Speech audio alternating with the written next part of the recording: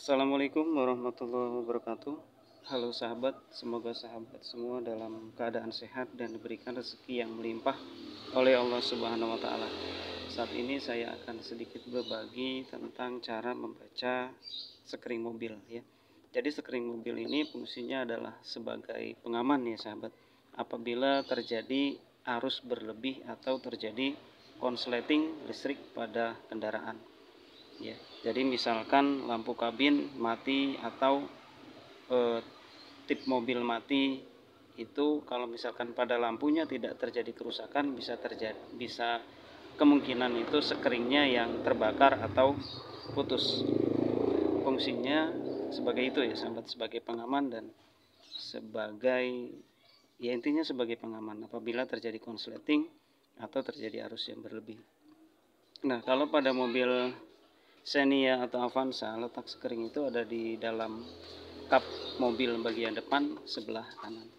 Seperti ini ya. Cara membukanya ini tinggal kita pencet. Biasanya dia tertulis box seperti ini. Ini kita tekan. Ya. Kemudian kita angkat. Gini. Ini skring itu ya sahabat. Jadi ada yang ukuran kecil, ada yang ukurannya kotak seperti ini. Kemudian di sini ada penjepit namanya ini. Ini penjepit ini adalah alat untuk mengambil skring ini ya sahabat. Misalkan skring yang ini akan kita cabut. Ini tinggal kita pencet, tekan ya. Kemudian sudah tercabut. Ya. Nah, kalau skring putus itu biasanya ini putus ya. Kalau ini masih bagus ya sahabat. Skringnya belum putus. Atau misalkan kalau arus berlebih itu skringnya dia terbakar atau meleleh. Nah, sebaiknya untuk melakukan pergantian itu diganti sesuai dengan spesifikasinya. Misalkan tadinya 15 ampere ya kita belikan yang 15 ampere. Jangan yang lebih. Nanti kalau lebih misalkan jadi yang terjadi itu.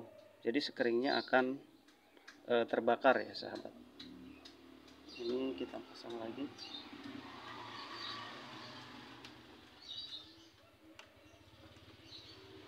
Nah, kita letakkan di sini.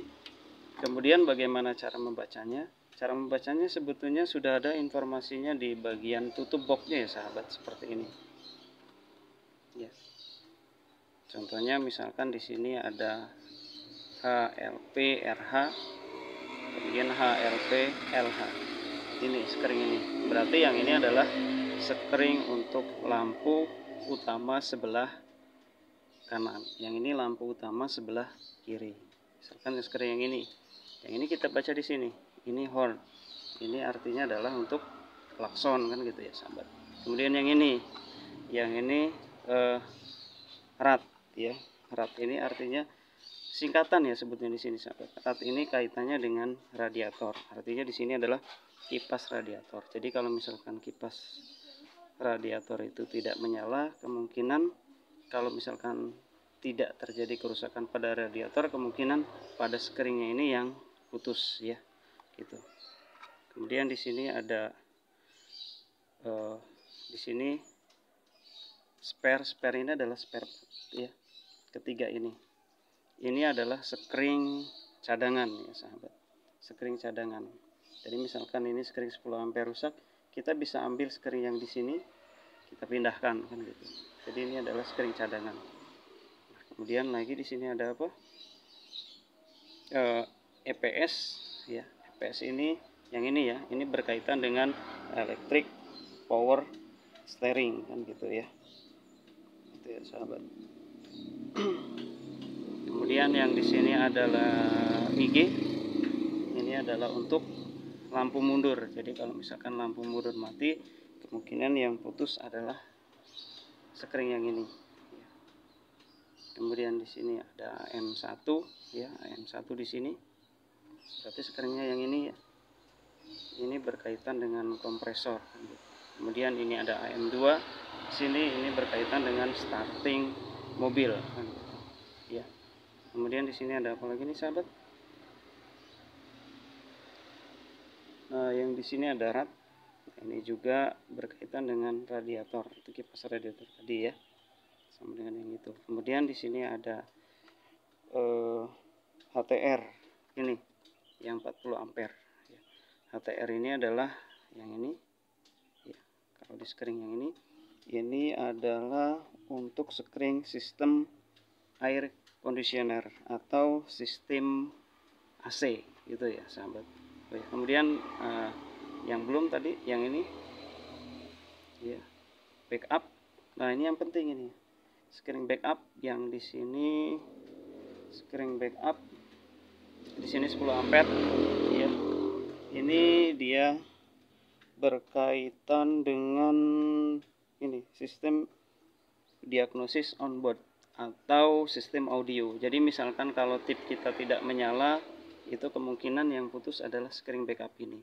Atau misalkan jam mobil kita itu misalkan apabila kita matikan kontak, kemudian jamnya balik lagi ke 100, itu biasanya skring ini yang putus gitu ya sahabat. Nah kemudian untuk pengecekannya gimana? Nah, misalkan lampu kabin ini mati, kemudian kita coba buka lampu kabinnya. Apabila lampu kabin tersebut ternyata tidak putus ya, atau tidak putus lampunya, berarti kemungkinan skringnya ini yang putus ya sahabat, kan gitu ya. Kemungkinan yang putus adalah bagian skringnya. Itu cara mengeceknya ya. Terima kasih sahabat, semoga bermanfaat. Apabila sahabat ada saran, kritik atau apalah gitu ya, bisa dituliskan di kolom komentar ya. Terima kasih sahabat, semoga bermanfaat. Wassalamualaikum warahmatullahi wabarakatuh.